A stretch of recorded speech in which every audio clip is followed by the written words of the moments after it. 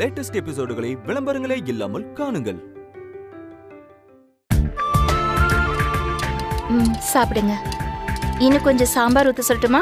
இங்க கொஞ்சம் சாம்பார் ஊத்துங்க. யாருக்கு? இவங்களுக்கு ஊத்துங்க. சரி, இன்னும் கொஞ்சம் ஊத்துங்க. நான் ஊத்துறேன். அப்படி இல்ல, இருங்க நான் ஊத்துறேன். போதுமா? பவி லட்சுமி இப்படி பார்த்து எத்தனை நாள் ஆச்சு. நடந்ததையும் நினைச்சு வீட்டுக்குள்ளே முடங்கி கிடந்த அவளை நீ வெளியே கொண்டு வந்திருக்க. இந்த சந்தோஷம் அவளுக்கு இனியும் தொடரணும் பவி. சாப்பிடுங்க. வேற என்ன எடுத்துட்டு வரட்டும் உங்களுக்கு? எதுவும் வேண்டாம் மேடம். உங்களுக்கு? இல்ல வேண்டாம் மேடம். அவங்களுக்கு பழைய ஞாபகம் எதுவும் வராத மாதிரி எப்பவுமே அத்தைய என்கேஜ்டாவே வச்சுக்கணும். நீங்க கவலைப்படாதீங்க. ஓஹோ, குழந்தை ஞாபகம் வராம இருந்தா லக்ஷ்மி சந்தோஷமா இருப்பாளா? அதுக்கு நான் விட்டாதானே. ஏதாவது பண்ணணுமே. ஹாய் ஹாய், எல்லாரும் திருப்தியா சாப்பிடுங்க. ஆக்சுவலா உங்க எல்லாருக்குமே நான் தேங்க் பண்ணணும்.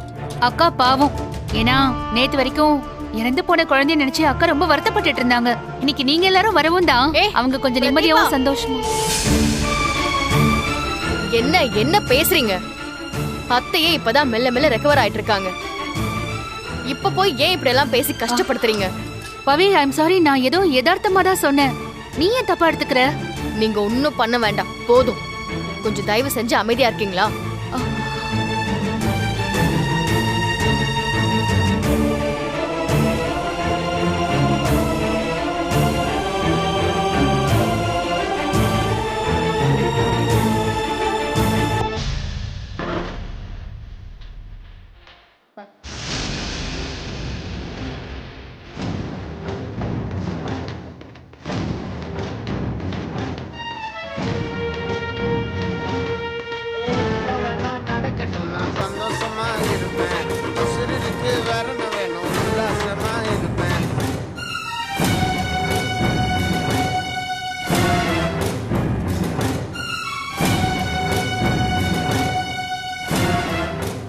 ஐயோ, இது ஹரிசர் ஆடின பாட்டாச்சே.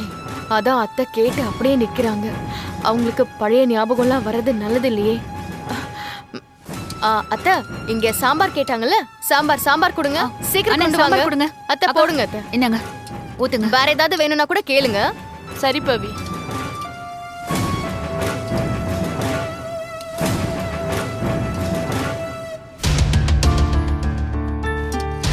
லக்ஷ்மி மேடம், உங்க கைப்பக்குவம் பிரமாதம்.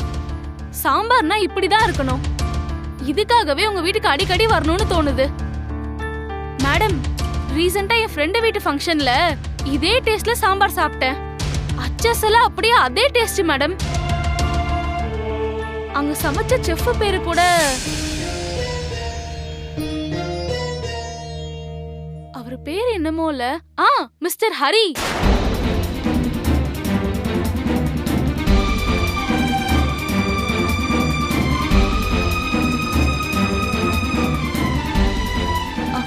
Excuse me. இப்போ ஹரினா சொன்னீங்க, நீங்க ஹரிசரை பத்தியா சொன்னீங்க? ஐ திங்க் ஹரிசரை பத்தி தான் பேசுறாங்கன்னு நினைக்கிறேன். ஹரிசரை பாத்தீங்களா நீங்க? எங்க பாத்தீங்க?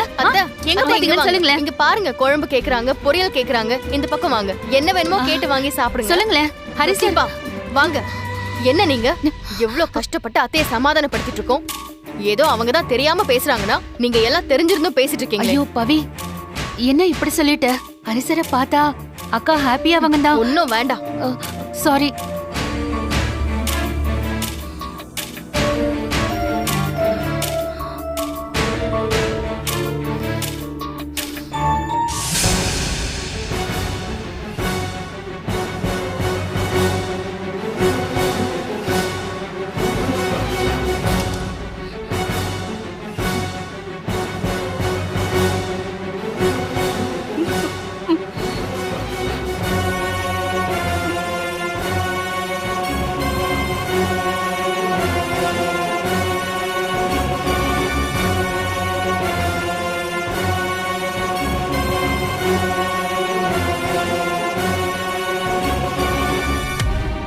அக்கா என்னாச்சுக்கா? அத்தை, ஒண்ணும் இல்ல.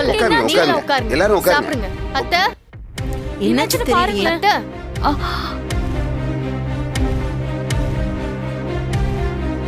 என்ன மேடம், இல்ல ஒண்ணும் இல்ல என்னாச்சு பவி. மேடம்? என்ன செய்து ஒண்ணும் இல்ல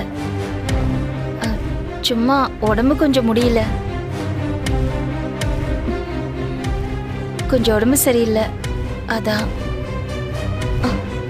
நீங்க எல்லாரும் உட்காருங்க, சாப்பிடுங்க சாப்பிடுங்க. என்னாச்சு? உட்காருங்க உட்காருங்க, சாப்பிடுங்க ப்ளீஸ் சாப்பிடுங்க சாப்பிடுங்க. சாப்பிடுங்க. அத்தை என்னாச்சு அத்தை? இல்ல எனக்கு ஒரு மாதிரியா இருக்கு, நீ கொஞ்சம் பாத்துக்கோ. ம் அத்தை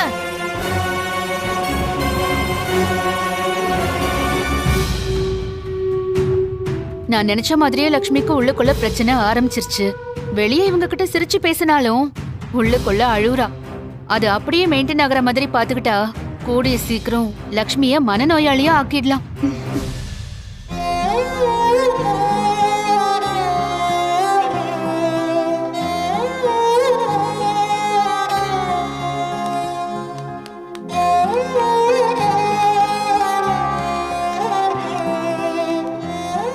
என்னாச்சுமா? உன்னை பார்க்கறதுக்கு எல்லாரும் ஆர்வமா இருக்காங்க. நீ என்னடான்னா இங்க வந்து தனியா உட்கார்ந்திருக்க? அத்தை உங்க ஃபேன்ஸ் எல்லாம் உங்களை ஒரு ரோல் மாடலா பாக்குறாங்க.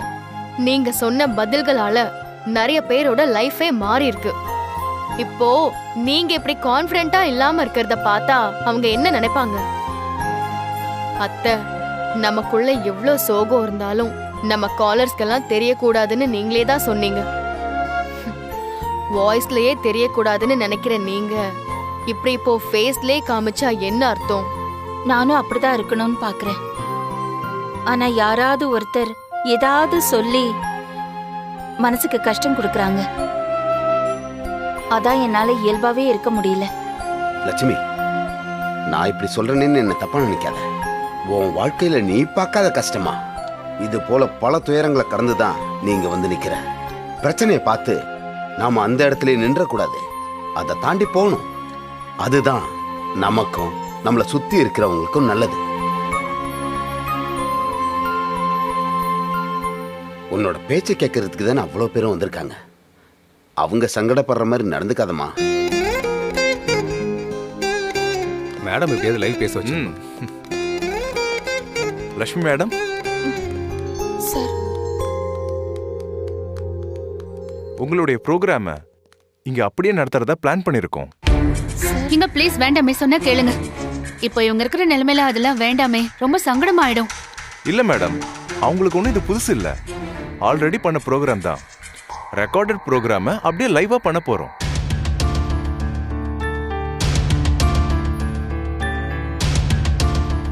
நோ நோ நோ சார், இத பாருங்க.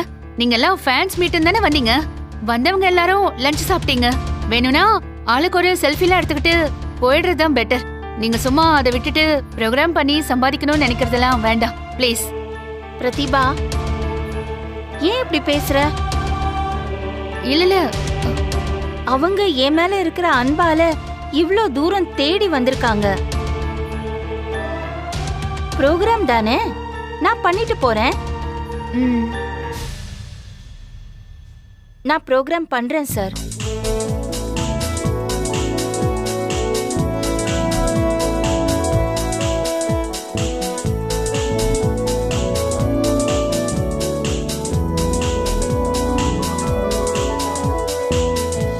வாங்க மேடம் போலாம். வாங்க மேடம். என்னங்க என்ன இதெல்லாம்? பேசாம இருக்கவே மாட்டீங்களா? அவங்கள ஏன் இப்படி பண்றீங்க? அடச்ச பெரிய இவளுங்க ப்ரோக்ராம் பண்றாங்களாம். லக்ஷ்மிய குழப்பி விட்டுறலான்னு பார்த்தேன். அடுத்து என்ன பண்ணலாம்?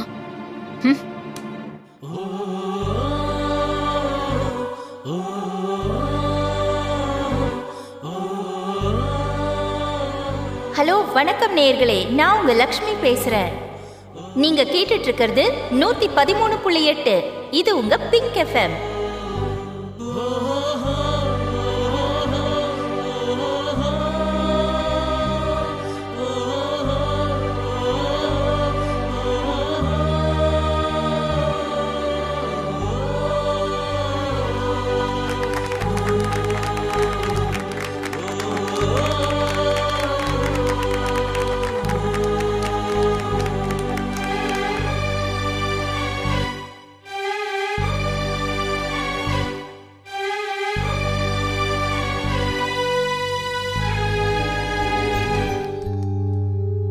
ஓகே காய்ஸ், ப்ரோக்ராம் ஆரம்பிக்கலாம். லக்ஷ்மி மேடம், நீங்க ரெடியா? காய்ஸ், क्वेश्चन கேக்குறவங்க தாராளமா கேட்கலாம். மேடம் ரெடியா இருக்காங்க. மேடம் ஆரம்பிக்கலாமா?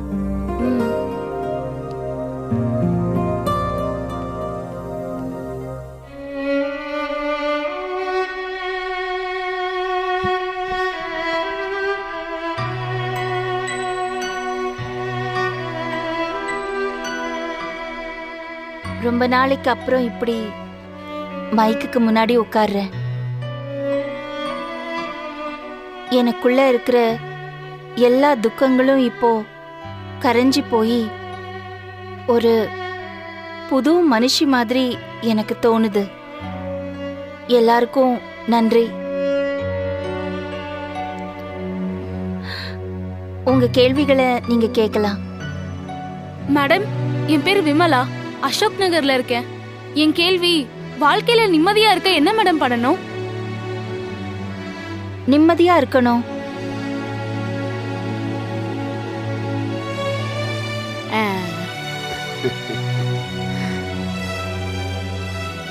யாருக்கும் தொந்தரவு கொடுக்காம, நம்மளோட கஷ்டத்துக்கு அடுத்தவங்கள காரணம் காட்டாம அனுபவிச்சு வாழ்ந்தாலே நாம நிம்மதியா இருக்கலாம்.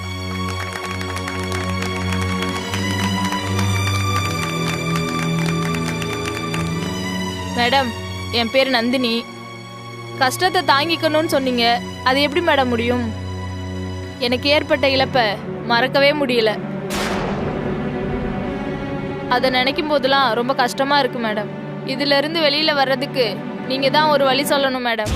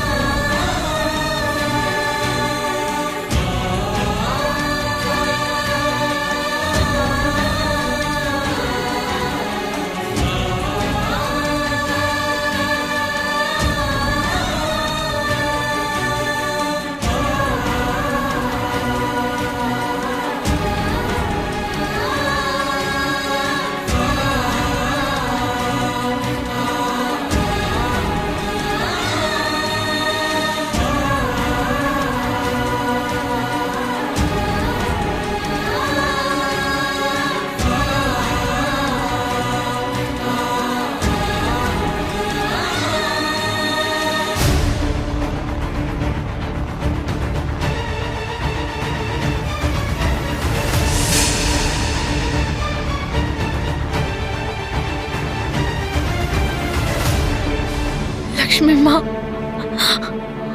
அவனை நீங்க வளர்ப்பீங்கன்னு எனக்கு சத்தியம் பண்ணி கொடுங்கம்மா.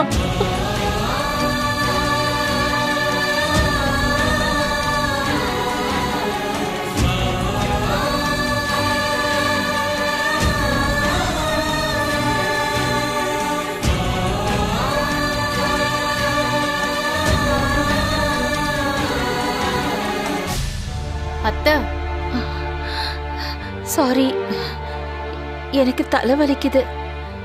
என்னால பதில் சொல்ல முடியல. ப்ளீஸ் என்னை யாரும் தப்பா நினைச்சுக்காதீங்க. அத்தை, என்னத்த அத்தை?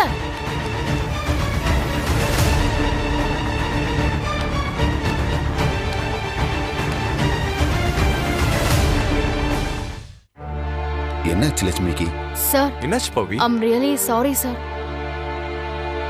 இப்படி ஒரு ப்ரோக்ராம் ஆர்கனைஸ் பண்ணா அத்தை மைண்ட் கொஞ்சம் ரிலாக்ஸ் ஆகும்னு நினைச்சேன். ஆனா இப்படி ஆகும்னு நினைச்சே பார்க்கல சார். நோ ப்ராப்ளம் பவி. அவங்க ஹெல்த் கண்டிஷனுக்கு நல்லா புரியுது. மற்றவங்களும் புரிஞ்சுப்பாங்க. நீங்க அவங்கள பத்திரமா பார்த்துக்கோங்க. Any help you can call me. Thank you sir. Program முடிஞ்சிருச்சு, நம்ம எல்லாரும் கிளம்பலாம். போலாம். சரி வாங்க போலாம். வரேன் பவி. வரேன் சார். வாங்க. அப்ப நாங்க வரோம் பவி. வரோம் சார். மேடம்.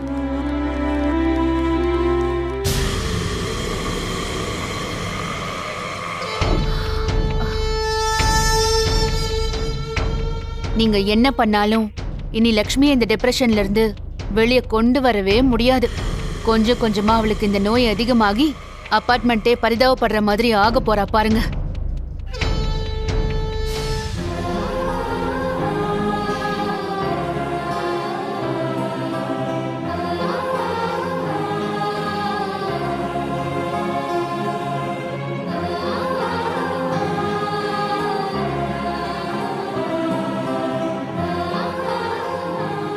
அத்தை, என்னாச்சு அத்தை? உங்ககிட்ட கொஸ்டின்ஸ் கேட்க எல்லாரும் ஆர்வமா இருந்தாங்க. நிறைய பேர் கேள்வி எல்லாம் கூட ப்ரிப்பேர் பண்ணிட்டு வந்தாங்க. அவங்களெல்லாம் டிசப்பாயிண்ட் பண்ற மாதிரி இப்படி பாதியிலே எழுந்து வந்துட்டீங்களே. இல்ல, ரொம்ப நாள் ஆயிடுச்சுல, மைக்கு முன்னாடி உட்கார்ந்து பேசுறதுக்கு கொஞ்சம் பதட்டமா இருந்தது. என்னால பதில் சொல்ல முடியல. அதான் உடம்புக்கு முடியலன்னு சொல்லிட்டு வந்துட்டேன். யாராவது தப்பா எடுத்துக்கிட்டாங்களா? அதெல்லாம் ஒன்றும் இல்ல அத்தை, எல்லாரும் பயங்கர ஹாப்பி தான். என்ன கடைசியா நீங்க உடம்பு சரியில்லைன்னு சொன்னதும் எல்லாரும் பயங்கரமா ஃபீல் பண்ணாங்க. மேடம்க்கு என்னாச்சு என்னாச்சுன்னு எல்லாரும் கேள்வி கேட்டுட்டே இருந்தாங்க. அவங்க கிட்ட அதை இதுன்னு சொல்லி சமாளிக்கிறதுக்குள்ள போதும் போதும்னு ஆயிடுச்சு. என் மேல அன்பா இருக்கிறதுக்கு இவ்ளோ பெரிய கூட்டம் இருக்குன்னு நினைக்கும் போது என்னோட கவலையெல்லாம் ஒன்றும் இல்லாம ஆயிடுச்சு பவி. ஆமா அத்தை, நான் கூட ஃபர்ஸ்ட் இதெல்லாம் அரேஞ்ச் பண்ணும்போது ஃபோன்ல பேசுறவங்க எங்க நேர்ல வராம போயிடுவாங்களோன்னு பயந்தேன். ஆனா ரேடியோல உங்களை மீட் பண்ணணும்னு அனௌன்ஸ் பண்ணதும் பயங்கர ரெஸ்பான்ஸா. ஆடியன்ஸ் ரெஸ்பான்ஸை பார்த்ததும் தான் எம்டிக்கு உங்க வேல்யூ என்னன்னே தெரிஞ்சுது. அதான் அவரே நேர்ல வந்திருந்தாரு. உங்களை மிஸ் அண்டர்ஸ்டாண்ட் பண்ணியிருந்ததா என்கிட்ட ரொம்ப வருத்தப்பட்டாரு. இங்க எல்லாருக்கும் ஒரு பார்வை இருக்கு பவி. அவங்க பார்வையில பார்க்கும்போது நாம செஞ்சது தப்பாதான் அவங்களுக்கு தெரியும். ஆனா கொஞ்ச நாள் ஆச்சுன்னா உண்மை என்னன்னு அவங்களுக்கே புரியும். அதே மாதிரிதான் ஹரி சாரும். இந்த விஷயத்துல அவர் எந்த தப்பும் பண்ணியிருக்க மாட்டாருன்னு தான் எனக்கு தோணுது. நீங்க குழந்தை மேல இருக்கிற கண்மூடித்தனமான அன்பால அவரை வெறுத்துட்டு இருக்கீங்க. நாள் ஆக ஆக உங்க கோவம் குறையும். அவரை பத்தின உண்மையையும் நீங்க புரிஞ்சுப்பீங்க அத்தை. அந்த நாள் ரொம்ப சீக்கிரத்துல வரணும்.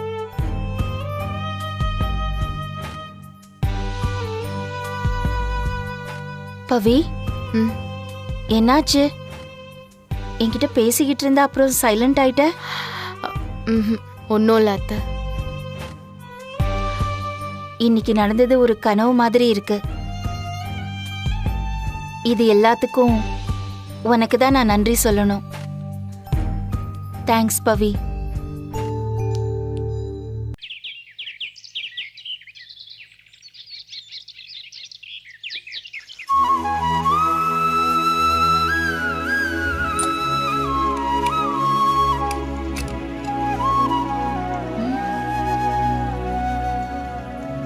பவி, அத்தை என்ன பண்ணிக்கிட்டு இருக்க?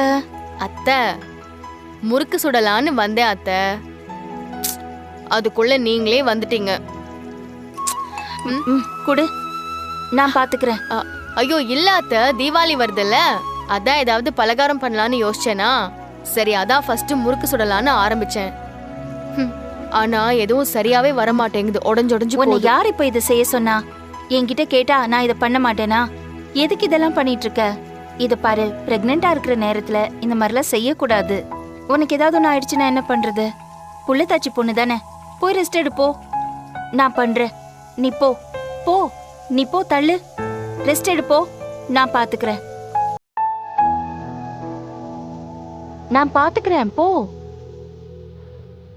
அத்தை, எங்க அம்மா கூட என்னை இப்படி பாத்துப்பாங்களான்னு தெரியல அத்தை. என்ன இப்படி தாய்க்கு தாயா இருந்து பாத்துக்கிற உங்க முகத்துல இவ்ளோ சோகமா அத்தை? கூடிய சீக்கிரம் உங்க முகத்துல சந்தோஷத்தை பார்க்கணும் அத்தை. நான் பார்க்க வைப்பேன்.